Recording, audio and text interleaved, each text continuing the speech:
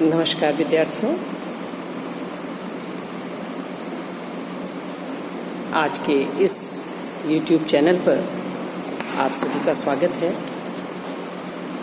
आज का जो टॉपिक है वो फर्स्ट पेपर से ही संबंधित है। ये टॉपिक अमेरिका संविधान की मुख्य विशेषताओं से संबंधित है। पहले जो लेक्चर्स हुए हैं मेरे, जो मैंने आपको समझाने का प्रयास किया, उसमें ब्रिटेन के संविधान की विशेषताएं भी मैंने आपको बताया था और अमेरिका की जो प्रशासनिक व्यवस्थाएं हैं उन सब के बारे में, ये सारी चीज़ प्रशासनिक और संविधान दोनों की विशेषताओं के बारे में हम लोग अध्ययन करेंगे। तो ब्रिटेन के संविधान की जो विशेषताएं हैं वो मैंने आपको बता दिया। अब आज का जो टॉपिक है वो अमेरिका के संविधान की विशेषताओं से संबंधित है। इस टॉपिक को भी मैं कुछ बिंदुओं के माध्यम से ही आपको समझाने का प्रयास करूँगी। इसका रीडिंग मटेरियल मैं आपको PDF फॉर्म में व्हाट्सएप ग्रुप पे समय समय पर भेजती रहती हूँ। आप उसे भी ध्यान से उसका अध्ययन करें और जो मैंने समझाया है उसे समझने का प्रयास करें। और साथ ही जो YouTube वीडियो देखते हैं उसको आप लाइक भी कीजिए, शेयर कीजिए आपस में। जो बच्चे नहीं जुड़ पाए हैं, हालांकि मैंने ग्रुप बनाया है, लेकिन कुछ बच्चे ऐसे हैं कि जो नंबर उन्होंने अपने एप्लीकेशन फॉर्म में, एडमिशन फॉर्म में भरा हुआ है, वो शायद उस पर नेट नहीं चलाते होंगे।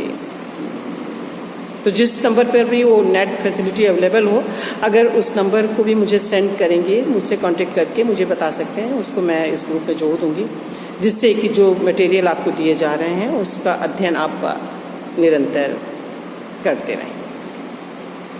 तो स्टार्ट करते हैं हम आज का टॉपिक, अमेरिका के संविधान की मुख्य विशेषताएं। जैसे कि हम सभी जानते हैं कि हमारा जो संविधान है, अगर भारत देश के संविधान की बात करें तो केंद्र और राज्य और स्थानीय स्तर सभी के लिए एक ही संविधान है और उसी संविधान के आधार पर हम अपनी सभी शासन एवं प्रशासन को संचालित करते हैं। तो इस लेक्चर में मैं स्टार्ट कर रही हूँ, जो कि ग्लैडस्टोन के कथन के साथ ही स्टार्ट कर रही हूँ कि अमेरिकन जो संविधान है वो मानव जाति की आवश्यकता तथा मस्तिष्क से उत्पन्न किसी निश्चित समय की सर्वाधिक आश्चर्यपूर्ण कृति है। आश्चर्यपूर्ण कृति क्यों कहा जाता है? क्योंकि ये सबसे छोटा संक्षिप्त लघु संविधान है जिसके द्वारा इतने बड़े देश और एक विकसित राष्ट्र का संचालन इस संविधान के द्वारा किया जाता है। तो इसकी विशेषताओं को हम प्रारंभ करते हैं। पहली विशेषता जो है वो निर्मित एवं लिखित संविधान है। जैसे कि ब्रिटिश संविधान के लिए कहा जाता है कि वो विकसित संविधान है, लेकिन अमेरिका का जो संविधान है वो निर्मित एवं लिखित संविधान है। और इस संविधान को हम ये भी कह सकते हैं कि ये विश्व का प्रथम लिखित संविधान है, जिसे कि 1787 में निर्मित किया गया था। यद्यपि अमेरिका को जो संविधान का निर्माण है वो फिलाडेल्फिया सम्मेलन को दिया जाता है, तथापि इसका न्याय पुनरावलोकन, कांग्रेस द्वारा निर्मित अधिनियमों, संशोधनों, परंपराओं, प्रशासनिक निर्णयों से निरंतर इसका विकास होता रहा। ये संविधान का एक निश्चित समय की कृति है, न कि ब्रिटिश संविधान की भांति क्रमिक विकास। निरंतर विकसित हो रहे अमेरिकी संविधान का जो मूलभूत ढांचा है तथा जो दर्शन है वो भी यथावत है। और लॉर्ड ब्राइस ने अमेरिका के संविधान को लिखित संविधानों में सर्वोच्च माना है। जैसे कि मैंने आपको पहले ही बता दिया कि जो अमेरिका का संविधान है, संक्षिप्त होने के बावजूद एक बहुत बड़े राष्ट्र की समस्त गतिविधियों को संचालित करता आ रहा है। दूसरी विशेषता इसकी बताई जाती है सर्वाधिक संक्षिप्त संविधान। अर्थात अमेरिका का जो संविधान है वो सबसे ज़्यादा संक्षिप्त है, जो कि लगभग 4000 शब्द हैं उसमें, जिसे कि 10-12 पेजों में समेटा गया है और जिसे आधा पौन घंटे के अंदर ही पढ़ सकते हैं, हम उसका अध्ययन कर सकते हैं। और वैसे वास्तविकता ये है कि जो अमेरिका का संविधान है वो सिर्फ केंद्र या संघीय शासन व्यवस्था का उल्लेख करता है। राज्यों के तो पृथक संविधान है, और भारत का संविधान हम देखें तो उसके तुलना में बहुत बड़ा संविधान है। तो इसलिए हम इसे कहते हैं कि सर्वाधिक संक्षिप्त संविधान है, जिसे कि जेब में भी रखा सकता है, अपने पॉकेट, अपने पर्स में भी रख सकते हैं, इजी वे में, छोटे पर्स में भी रख सकते हैं। इसी कड़ी में जो प्रमुख राजनीति शास्त्री हेरोल्ड जिंक हैं, उनका तो यहाँ तक कहना है कि अमेरिकी संविधान को स्थायित्व प्रदान करने का बहुत कुछ श्रेय इसकी संक्षिप्तता को ही जाता है। ऐसा इन्होंने इसलिए कहा कि मूलभूत जो रेखाएं हैं, मूलभूत जो सीमाएं हैं, वो निर्धारित कर दी गई हैं और उन सीमाओं के अंतर्गत प्रशासन के द्वारा अपने नियम उपनियम निर्धारित कर लिए जाते हैं। समय के साथ साथ उसमें परिवर्तन भी संभव कर लिया जाता है, क्योंकि जो मोटी रूपरेखा है उसको तो परिवर्तित करने की आवश्यकता नहीं होती है। इसलिए कहते हैं कि ज़्यादा लघु रूप, संक्षिप्त रूप होने के कारण ही शायद ये अधिक प्रभावी है और अभी तक कोई संशोधनों की आवश्यकता ज़्यादा नहीं पड़ती है। तो ये संक्षिप्त संविधान की श्रेणी में है। अगली इसकी विशेषता है जन संप्रभुता पर आधारित है। जो वर्तमान का संविधान है अमेरिका का, उसमें कहा गया है कि हम संयुक्त राज्य अमेरिका के लोग अधिक शक्तिशाली संघ बनाने, न्याय की स्थापना, आंतरिक शांति प्राप्ति, सामान्य प्रतिरक्षा की व्यवस्था करने, सामान्य कल्याण में वृद्धि करने एवं अपनी संतानों हेतु स्वतंत्रता के वरदान को सुरक्षित रखने के लिए इस संयुक्त राज्य अमेरिका के संविधान को अंगीकार करते हैं। अगर देखा जाए तो इन्हीं शब्दों में तो पूरा संविधान समाया हुआ है और इन्हीं के लिए हमारे संविधान की रचना की आवश्यकता पड़ती है। तो ये जनता के लिए ही है संविधान, इसलिए जनता ही संप्रभु है, क्योंकि जनता ने इसे अंगीकार किया है, जनता ने ही वो शक्तियां यहाँ के शासन प्रशासन को दी है, इसलिए हम कह सकते हैं कि यहाँ पर जनता संप्रभु है। अगली विशेषता आती है संविधान की सर्वोच्चता से संबंधित है। यद्यपि जो शासन के तीनों अंग हैं उनमें शक्ति पृथक्करण पाया जाता है, लेकिन इन तीनों ही जो इकाइयां हैं वो इस संविधान के अधीन हैं। इसलिए कहा जाता है कि संविधान सर्वोच्च है। अगली विशेषता इसकी कठोर संविधान से संबंधित है। जैसे देखा कि ब्रिटेन की जो संविधान है वो लोचशीलता लिए हुए है, उसमें बड़ी सरलता से उसमें संशोधन परिवर्तन किया जा सकता है, लेकिन अमेरिका का जो संविधान है वो कठोर संविधान की श्रेणी में आता है, क्योंकि इसमें संशोधन की प्रक्रिया बहुत ही जटिल है। 200 से अधिक वर्ष हो चुके हैं, लेकिन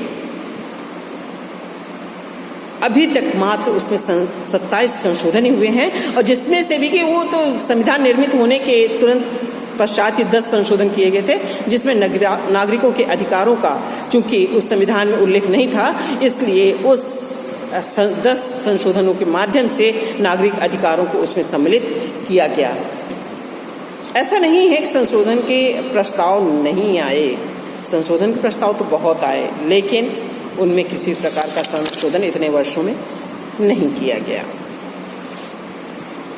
अगली विशेषता है गणतंत्र की स्थापना।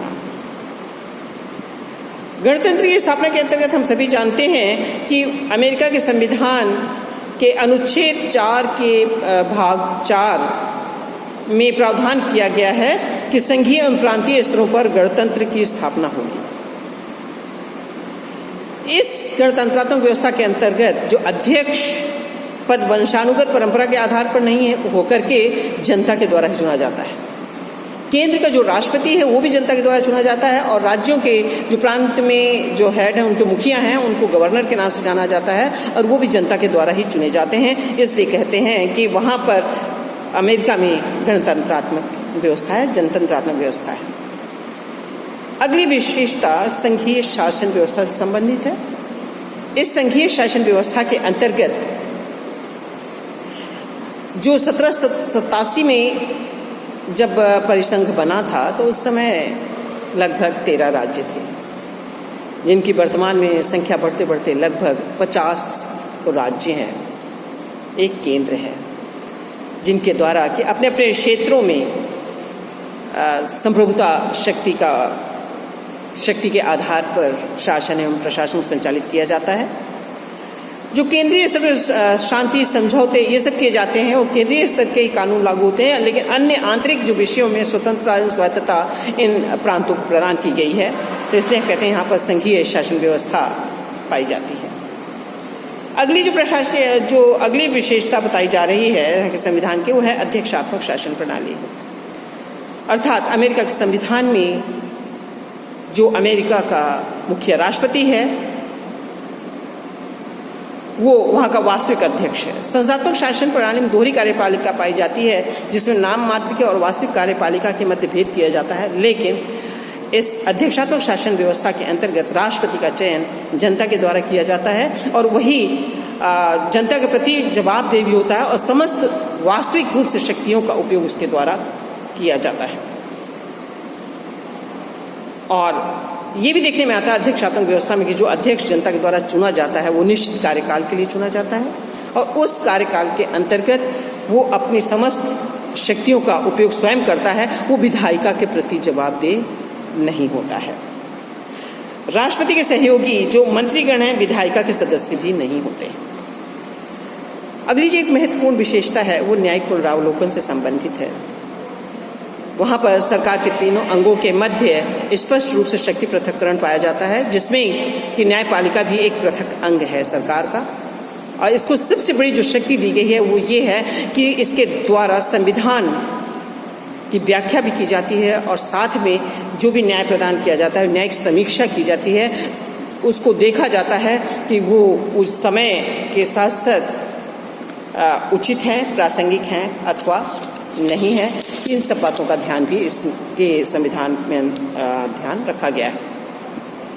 अगली विशेषता है अमेरिका के संविधान की, वहाँ दोहरी नागरिकता प्रदान की गई है। वहाँ का प्रत्येक नागरिक अपने राष्ट्र संयुक्त राज्य अमेरिका का तो नागरिक होता ही है, साथ में वो अपने प्रांत जिस राज्य का निवासी है वहाँ का भी नागरिक होता है।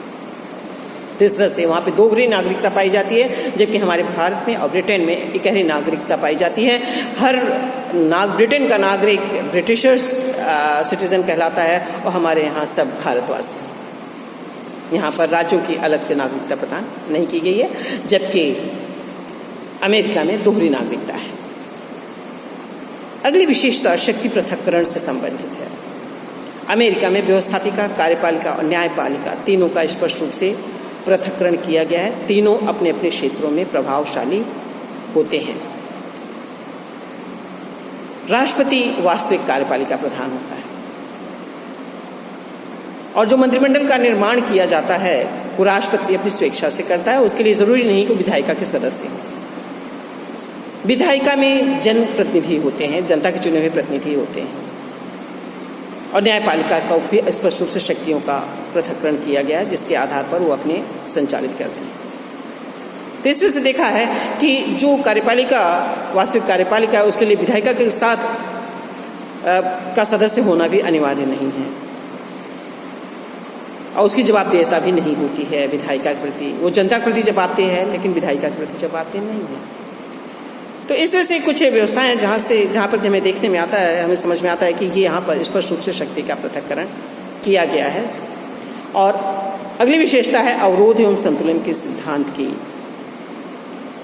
तीनों ही सरकार के तीनों अंगों के मध्य स्पष्ट रूप से शक्ति का पृथक्करण किया गया है, लेकिन अवरोध एवं संतुलन के सिद्धांत की भी व्याख्या की गई है। क्योंकि जब संविधान को अपनाया गया तो उस समय इस चीज का आभास अवश्य था कि अगर किसी भी अंग को पूर्ण रूप से स्वतंत्र कर दिया गया तो वो निरंकुश हो जाएगा, और निरंकुशता जनहितों के लिए अच्छी नहीं होती है, जन कल्याण के लिए अच्छी नहीं कही जा सकती। इसलिए अवरोध एवं संतुलन के सिद्धांत को अपनाया गया है। जैसे कि शासन को व्यवस्था को प्रभावी बनाने के लिए, उत्तरदायी बनाने के लिए भी अवरोध एवं संतुलन आवश्यक है। इसमें एक दूसरे पर चेक एंड बैलेंस का सिद्धांत स्थापित किया गया है। जैसे अगर राष्ट्रपति युद्ध की घोषणा तो कर सकता है, लेकिन उस युद्ध को तभी किया जा सकता है जब कांग्रेस के द्वारा अनुमति दी जाए। राष्ट्रपति को भी महाभियोग के द्वारा भी हटाया जा सकता है। और दूसरा ये कि अगर राष्ट्रपति कोई भी कार्य अगर करता है, उसको न्यायपालिका के द्वारा अगर ये समझा जाता है कि वो संविधान की भावनाओं के अनुरूप नहीं है, तो उसके ऐसे कृत्य को असंवैधानिक भी करार दिया जा सकता है। तो इस तरह से कह सकते हैं हम। और जैसे कांग्रेस द्वारा जो निर्मित कानून है वो तब तक कानून नहीं बन सकता जब तक कि राष्ट्रपति जो है उस पर अपनी सहमति ना दे दे।